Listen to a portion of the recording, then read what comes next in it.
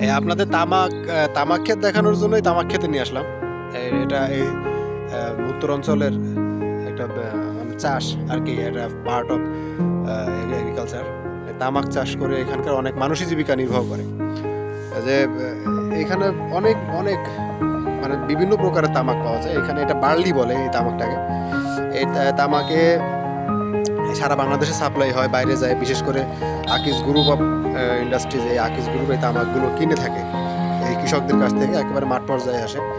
এটা নীলফামারী কিশোরগঞ্জ। হুম, এখানে হচ্ছে আপনার তামাক উৎপাদন করে সবাই। ম্যাক্সিমাম মানুষই তামাক উৎপাদন করে, আলু চাষ করার পরে তামাক উৎপাদন করে।